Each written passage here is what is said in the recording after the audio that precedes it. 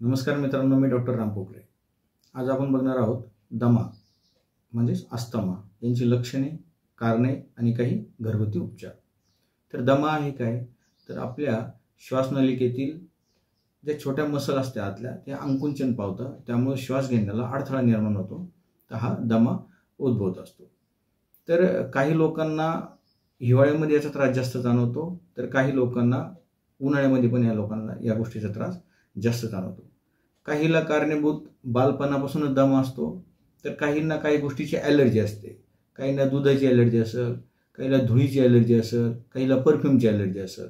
तर वेगवेगळ्या प्रकारच्या ॲलर्जीमधूनही या पेशंटला कदाचित दम्याचा अटॅक येत असतो। त्यासोबत काहींना मेडिसिनची आयब्रुफिनसारखे ड्रग आहे, यामुळेही अस्थमॅटिक स्ट्रोक पेशंटला येताना तुम्हाला दिसेल। त्यानंतर हे लोकांची काम करण्याची जागा असेल, काही लोक खाणीत काम करतात, काही पेंटिंग काम करतात, काही चक्की जे आपण आटा चक्की म्हणतो, यांचेही निघणारे पराग जे कण आहे हे फुफ्फुसात जाऊन ऑक्सिडेशन नीट होऊन देत नाही, तर त्यामुळेही पेशंटला दम्याचा स्ट्रोक काही लोकांना याच्यामध्ये बघायला आपल्याला मिळतो। तर अशी अनेक कारणे जे दमा होण्यासाठी किंवा दमा निर्माण करण्यासाठी कारणीभूत ठरत असतात। दमा होण्याची आपण कारणे बघितले तर त्याप्रमाणे दम्याचे प्रकार किती, तर काही दमा काही काळासाठी येतो जो आपण ॲलर्जिक अस्थमा म्हणतो आणि नंतर चालला जातो। काही दमा एका दिवसातून एकदा तरी त्यांना अटॅक येतो। त्यानंतर काही प्रकारचे दमे असे जे सतत असतात, पेशंटला सतत त्रास होतो। काही पेशंटला दम्याचा त्रास हा फक्त रात्री होतो, काही पेशंटला दम्याचा त्रास सकाळी सूर्य उगायच्या टायमाला 6 ते 7 वेळेस आणि सायंकाळी सूर्य मावळण्याच्या वेळेस अशा वेळेस पण होत असतो। तर प्रत्येकाला दम्याचा अटॅक हा वेगवेगळ्या पद्धतीने येतो, त्या पद्धतीनंच आपल्याला त्यावर उपचार करायलाही त्याच पद्धतीने करावा लागतो। परंतु ॲक्च्युली आता हा दमाच आहे का किंवा दम्यामध्येच आहे का, यासाठी आपल्याला काही टेस्ट करायचे असतात, त्या टेस्ट आपण एकदा बघूया। सर्वप्रथम तुम्हाला तपासणीमध्ये तर ॲलर्जी टेस्ट करणं गरजेचं असतं। ॲलर्जी टेस्ट केल्यानंतर आपल्याला हे पण लक्षात येतं का कुठल्या प्रकारची ॲलर्जी किंवा कशाची ॲलर्जी, जेणेकरून आपल्याला त्या गोष्टी पण अवॉइड करता येतात। त्याच्यासोबत त्यानंतर याला स्पायरोमीटर टेस्ट असते, ज्याच्यात लंगची कॅपॅसिटी किती स्ट्रॉंग आहे हे बघितल्या जाते। त्याच्यानंतर मॅथाकोलिन म्हणून एक चाचणी असते, एक्सरे असतो, एक्सरेमधून बी आपण लंगची कॅपॅसिटी किंवा लंगमध्ये काही कप्स असलेला आहे की नाही साचलेला, त्यानुसार बी आपल्याला हा पेशंट निमोनियाचा आहे का, ब्रोंकायटिसचा आहे का, बाकी कुठले काही सिंड्रोममधला आहे हे आपल्याला एक्सरेद्वारे कळायचं असतं। यासाठी एक्सरे करणं ही या पेशंटचा गरजेचा असतो। त्याच्यानंतर याचा थुंकी चेक करणं गरजेचं असतं। थुंकीमध्ये तुम्हाला युएसएनोफिल्स म्हणून नावाच्या काही पेशी असतात, ते जर रक्तातून जर त्या थुंकीमधून जर येत असेल तर आपल्याला त्यानुसारही या आजाराची तीव्रता किंवा कंडिशन काय आहे हे पण समजत असतं। त्यासोबत CBC सारख्या काही गोष्टी असतात ज्या नॉर्मल टेस्ट आहे, त्या पण तुम्ही केल्या तर चांगलं असतात। या पद्धती ह्या टेस्टमधून आपल्याला अस्थमा आहे किंवा नाही, किंवा आहे तर कुठल्या स्टेजपर्यंत आहे हे आपल्याला कळण्यास सोपं जात असतं। तर यानंतर आपण होण्याची कारणे हे बघितले, आता त्याच्यानंतर आपण याचे लक्षणे बघू। तर लक्षणामध्ये ह्या पेशंटला चालताना त्रास होतो, कधी कधी बोलतानाही त्रास होतो, कारण ऑक्सिजनची पुरेपूर सप्लाय होत नाही, ऑक्सिजन कमी पडतो, तर यांना बोलण्याला त्रास होतो, चालताना त्रास होतो, यांना बसलं तरी श्वास घ्यायला त्रास होतो। म्हणून पेशंट शक्यतो कुबड काढून बसतं, कारण त्यावेळेस फुफ्फुसाची जी साईज आकार आहे हा याच्यावर दाब येत नाही आणि श्वासनलिकेला एक वेगळ्या प्रकारचा आकार येतो, त्याच्यामुळे यांना श्वास घ्यायला इझी जातं। म्हणून पेशंट शक्यतो हे तुम्हाला बसलेलं जास्त दिसेल। झोपलं तर या पेशंटला त्रास जास्त वाढतो, कारण त्यावेळेस लंग्स जे ते फ्लॅट होऊन जातात, ते श्वास घ्यायला त्रास होतो। तर बसल्यामुळे या लोकांना बरं वाटतं, म्हणून हे लोक बसताना तुम्हाला जास्त दिसेल। त्याच्यानंतर दमट वातावरणामध्ये या लोकांना त्रास जास्त होताना तुम्हाला दिसेल। परत नाकानं श्वास घ्यायला या पेशंटला त्रास होतो, म्हणून पेशंट तोंडानं श्वास घेत चालतं, त्याच्यामुळे परत वारंवार तोंड कोरडं पडणं हे लक्षणं पेशंटला तुम्हाला दिसतात। त्यासोबत थकवा जास्त दिसतो, टंग ज्यावेळेस तुम्ही बघशाल, जीभ बघशाल तर तिच्यावर व्हाईट कोटेडचा थर आलेला असतो, त्यामुळे पेशंटला जेवणावर इच्छा नसणं वगैरे या गोष्टी पण घडत असतात। त्यासोबत चक्कर येणं, काम करण्याची इच्छा नसणं, आळस जास्त, थोडंही चालल्यानंतर दम लागल्यासारखं वाटणं, सकाळी सकाळी उमन झाल्यासारखं उलटी होईल असं वाटणं, त्यानंतर काम करण्याला इच्छा नसणं, काम करण्याला ताकद नसणं, इच्छाशक्ती कमी असणं, असे वेगवेगळ्या प्रकारचे लक्षणं तुम्हाला या पेशंटमध्ये दिसायला मिळतात. परंतु हे पेशंट जर बघशाल तर हे पेशंटला आयुष्य चांगल्या पद्धतीत मिळतं. असं नाही होत का हा व्याधी झाला आणि हा लवकर याचं आयुष्य संपवतो, असं नाही होत. तर यांना आयुष्य दीर्घ आयुष्य मिळतं किंवा वयाच्या शेवटच्यापर्यंत हे लोक जगू शकतात. त्यासोबतच दुसरी गोष्ट ही पण येते ह्या अवस्थेमध्ये, जर हा प्रायमरी स्टेजमध्ये असला आणि याच्यावर जर चांगल्या पद्धतीने जर उपचार झाला तर हा कायमचा पण चालला जातो. त्यानंतर ज्या गोष्टीमुळे आपण अगोदर बघितलं ॲलर्जी टेस्ट केली आणि ज्या गोष्टीमुळे ॲलर्जी त्या गोष्टी जर अवॉइड केल्या तर याचाही फायदा आपल्याला या पेशंटला भविष्यात होणाऱ्या धोक्यापासून आपण याला वाचू शकतो. त्यासोबत घ्यावयाची काळजी, प्राणायामसारख्या गोष्टी ज्या आपण ट्रीटमेंटमध्ये बघणार आहोत, तर ह्या पण जर या पेशंटला केल्या तर फुफ्साची ताकद वाढल्यानंतर येणारा स्ट्रोक हा या पेशंटला कमी जाणवतो. तर अशा पद्धतीने आपण यांची लक्षणे आणि कारणे बघितली. यामध्ये होतं काय का स्पुटम गुत्तो आणि पेशंटला खूप जास्त खोकावं लागतं, जेणेकरून कुठला तरी थोडासा कप बाहेर निघाल. ज्यावेळेस मी थोडासा कप बाहेर निघतो तर पेशंटला थोडासा रिलीफ वाटतो. तर ह्या अवस्थेमध्ये पेशंटला तुम्ही थोडं उष्ण जल जर दिलं तर कप इझिली बाहेर निघतो. त्याच्यानंतर ट्रीटमेंट करीत असताना छातीवर चंदनबला तेल असेल किंवा कुठल्याही प्रकारचं तेल जर तुम्ही त्याला फुफ्साच्या जागेवर जर लावलं, नाही काही भेटलं तुम्हाला, तर तुम्ही झेंडूबामचा जरी वापर केला तरी कप इझिली पातळ होतो आणि तो बाहेर पडण्यास त्या पेशंटला सोपं होतं. ज्यावेळेस तो बाहेर पडतो तर पेशंटला जो स्ट्रोक आलेला असतो हा त्रास पण या पेशंटला कमी झाला. यासोबतच पेशंटला गरम पाण्यात पाय बुडवून ठेवायला लावणं, थोडंसं शिपशिप गरम पाणी देणं, असं जर केलं तर जो सिव्हिरिटी येईल राहते अटॅकची ही या पेशंटला तुम्हाला कमी झालेली दिसेल.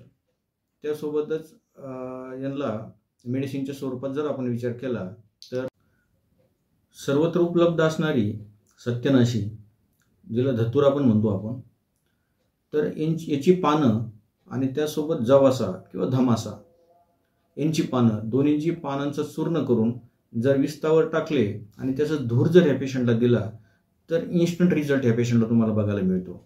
तर काही लोक याची बीडी करून पण ह्या पेशंटला ओढण्यात देतात. परंतु एक काळजी घेण्याची गरज याच्यामध्ये अशी आहे, धतूर हा विष आहे. त्यामुळं सुरुवातीला थोडा धूर दिल्यानंतर पेशंटला रिलीफ वाटतं की नाही वाटतं ते बघणं किंवा दुसरी काही प्रकारची रिॲक्शन येते का ते पण बघणं गरजेचं आहे. जर सपोज तसं काही नाही झालं तर तुम्ही हा प्रयोग त्या पेशंटला करू शकता. त्याच्यानंतर हे दिल्यामुळं पेशंटला इन्स्टंट रिझल्ट येतो. ताबडतोब पेशंटचा दमा हा कमी होताना तुम्हाला लगेच दिसतो ह्या घरगुती उपायामुळं. ज्यावेळेस बी स्ट्रोक आलेला असतो त्यावेळेस त्या पेशंटला थोडंसं गरम पाणी किंवा गरम दूध किंवा चहा गरम स्वरूपात हा जर दिला तरी तुम्हाला पेशंटचा जो स्ट्रोक आहे हा कमी आपण घरच्या घरी करू शकतो. त्यासोबत एक सोमलता म्हणून एक मेडिसिन आहे जी हिमालयासारख्या ठिकाणी आढळते. आता ती ॲक्च्युली अवेलेबल होती प्रत्येक ठिकाणी. हिचं चूर्ण तुम्ही मधासोबत जर चाटण दिलं तर पेशंटला ताबडतोब रिझल्ट येतो. ही सोमलता एक्सपोर्ट होऊन हिचं इफेड्रिन नावाचं औषध ॲलोपॅथीवाले दम्याच्या आजारासाठी आपल्याला वापरलं जातं. ती जर तुम्ही हर्बल स्वरूपात जर वापरली तर त्याचा रिझल्टही तुम्हाला तितकाच जाणवतो किंवा तितकाच दिसून येतो. हा जो आजार आहे हा वाताचा आजार आहे. ॲक्च्युली खूप वैद्याला कफाचा आजार समजतात, परंतु ॲक्च्युली दमा हा वाताचा आजार आहे. याच्यात उदान वायूला अडथळा निर्माण होत असतो. त्यामुळं हा त्रास, हा उदान वायू श्वासाला आणि पेशंटच्या जीवाला कारणीभूत ठरतो, त्रास द्यायला सुरुवात करतो. त्यामुळे हा उदान वायूच्या होणारा आजार आहे. तर उपचार करीत असताना वातशामक किंवा वायुशामक अशा हिशोबाचं तुम्हाला द्रव्य वापरावं लागत आहे, नाही की कफशामक. तर ह्या दृष्टिकोनातून काही उष्णद्रव्य तुम्ही इथं घेऊ शकता जे तेलयुक्त पाहिजे. तर त्यामध्ये सीतोफलादी चूर्णासारखा रेडीमेड बनलेला चूर्ण आहे, जे तुम्ही माझ्यासोबत जर या पेशंटला दिलं तर तुम्हाला खूप छान प्रकारचा रिझल्ट या पेशंट तुम्हाला बघायला मिळतो. त्यासोबतच कफकर्तरी रस आहे जो रेडीमेड मिळतो, यामध्येही सोमलताचं प्रमाण आहे. त्यांनीही ते पेशंटला जर विड्याच्या पानासोबत एक गोळी जर तुम्ही त्याला चूर्ण करून दिली आणि त्या पेशंटला खायला दिलं तरी पेशंटचा जो येणारा अटॅक आहे हा अटॅक तुम्हाला कमी होताना दिसतो. त्यासोबतच जर ज्यावेळेस मी पेशंटला स्ट्रोक येईल त्यावेळेस मी तुम्ही व्हॅसलिनच्या ऐवजी गावरान तूप आणि त्याच्यात थोडं सेंधावून नमक टाकून जर छातीला आणि पाठीला जो फुफ्साची जो भाग आहे या भागाला जर लावलं रात्रीच्या वेळेस तर सकाळीच त्या पेशंटला एखादी वोमन होईल किंवा नाही पण होऊ शकते, परंतु त्या पेशंटला रिलीफ नक्कीच मिळेल, रात्री त्याला झोप येते. घरील प्रयोगामध्ये ज्यात काही जुने वैद्य असे फॉर्म्युले वापरत होते, त्यापैकी होतं एक रुई, जिला आपण अर्क म्हणतो, हिच्या दूध आणि 1 ग्लासभर आपलं गाईचं दूध. गाईच्या 1 ग्लास दुधामध्ये आर्कचे 2 ते 5 थेंब टाकायचे आणि ते दूध त्या पेशंटला प्यायला द्यायचं. तर याने ही पेशंटला छान रिझल्ट येतो. यामध्ये एक तर वोमन होतं किंवा विरेचन होतं, याने त्याचा कफ निघून जातो, त्याचाही रिझल्ट छान येतो. त्यासोबत हेच आर्कचं दूध आणि आपली बाजरी, त्या बाजरीच्या पिठाला जाळून घ्यायचे तुम्हाला. जाळून घेतल्यानंतर याच्यामध्ये दुधाच्या भावना द्यायच्या आहे, दुधाच्या अर्काच्या, आणि ते जर अर्धा चमचा पेशंटला जर दिलं तरी मधामध्ये चाटण, तरी या पेशंटला खूप छान रिझल्ट तुम्हाला येताना दिसतो. त्यासोबत आपण निमतेलची 3 ते 4 बूंद, म्हणजे त्या 3 ते 4 थेंब गरम पाण्यामध्ये या पेशंटला जर वारंवार जर देत राहिले तरी तुम्हाला या पेशंटमध्ये रिझल्ट जाणवतो. त्यासोबतच याच्यामध्ये एक अमृतधारा, ज्याच्यामध्ये अजवाईन अर्क, पुदिना अर्क आणि कापूर, अजवाईन अर्क आणि पेपरमेंट असे 3 संयोग असतो, जे कोणी आयुर्वेद विकत असतं त्यांच्याकडे अवेलेबल असतो. तर याचा 1 थेंब आणि बत्तासा, आपण जे बत्तासे खातो त्याच्यामध्ये हा 1 थेंब टाकायचा आणि तो बत्तासा खाऊन टाकायचा. यानेही पेशंटला अस्थम्यासाठी खूप छान फॉर्म्युला, हा प्रयोग केल्यानंतर तुम्हाला लक्षात येईल. रिझल्ट पण याचा तसा खूप छान येतो. त्याच्यानंतर खूप काही वैद्य हा आणखीन एक जो फॉर्म्युला आहे हा वापरतात, ज्याच्यामध्ये 1 पाव खीर आणि त्याच्यामध्ये 6 ग्राम अर्जुनची छाल. आपण अर्जुनची छाल आतापर्यंत लोक हृदयरोगासाठी वापरत असतात, परंतु इथं अस्थमासाठी वापरलेली आहे, ज्यामध्ये 6 ग्राम अर्जुनची छाल आणि 1 पाव खीर ही म्हणजे ॲक्च्युली याची पावडर दुधामध्ये, ह्या खिरीमध्ये रात्री भिजू घालायची आहे. पौर्णिमेच्या रात्री, कुठलीही पौर्णिमा असली चालते, नारळी पौर्णिमेत पण असं काही नसतं. तर भिजू घालून ती छतावर ठेवायची आहे आणि सकाळी पहाटेच्या वेळेस ती खीर पिऊन घ्यायची आहे. ती खीर पिल्यानंतर उरून जर तुमच्याकडे अवेलेबल असेल मुळा, जो आपण जेवणासोबत खात असतो, हा 1 ते 2 मुळा जर खाल्ला तर तुम्हाला रिझल्ट ताबडतोब येताना याच्यात दिसतो. यात हे जर कुठलंच नाही मिळालं तर त्रिफळामधला एक द्रव्य आहे बेबितकी, बैडा, हिचं चूर्ण जर रोज रात्री 10 ग्राम गरम पाण्यासोबत जर घेतलं तर याने वाताचा अनुलोमन होतो आणि येणारा पेशंटचा जो स्ट्रोक आहे, हा स्ट्रोक बी पेशंटला तुम्हाला कमी होताना दिसेल. तर अशा प्रकारचे अनेक प्रकारचे फॉर्म्युले आयुर्वेदामध्ये सांगितलेले आहे. तर यापैकी कुठल्याही एका फॉर्म्युल्याचा वापर करून तुम्ही बघू शकता, परंतु जर सिव्हिरिटी जास्त असेल तर शक्यतो डॉक्टरांचा सल्ला घ्या, संबंधित आयुर्वेदिक डॉक्टरचा सल्ला घ्या, त्याशिवाय काही प्रयोग घरी करू नका. तर मित्रांनो, अस्थमापासून आपण या गोष्टी वाचू शकतो. त्याच्यानंतर घ्यावायची काळजीमध्ये जर आपण बघितलं तर थंड पाणी पिणं, फ्रीजमधले पदार्थ असेल, फळं असेल, पाणी असेल, हे न खाणं, थंड हवेपासून वाचण्यासाठी नाकावर म्हणा, चेहऱ्यावर म्हणा, मास्कचा वापर करणं. त्यानंतर ज्या गोष्टीची ॲलर्जी आहे त्या गोष्टीपासून टाळणं, अवॉइड राहणं. त्यासोबतच ॲलर्जिक काही मेडिसिन आहे त्या मेडिसिन न घेणं.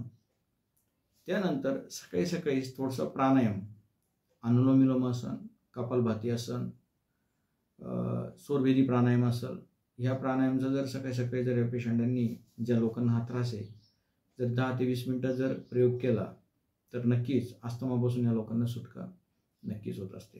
तर मित्रांनो, व्हिडिओ जर आवडला असेल तर नक्कीच लाईक आणि शेअर करा आणि चॅनलला सबस्क्राईब करा, कारण प्रत्येक 8 दिवसाला आपण एक व्हिडिओ याच्यामध्ये अपलोड करत आहोत, जो प्रत्येक वेगवेगळ्या आजारांचा असणार आहे. तर मित्रांनो, व्हिडिओ कसा वाटला कमेंट बॉक्समध्ये नक्कीच कळवा. धन्यवाद.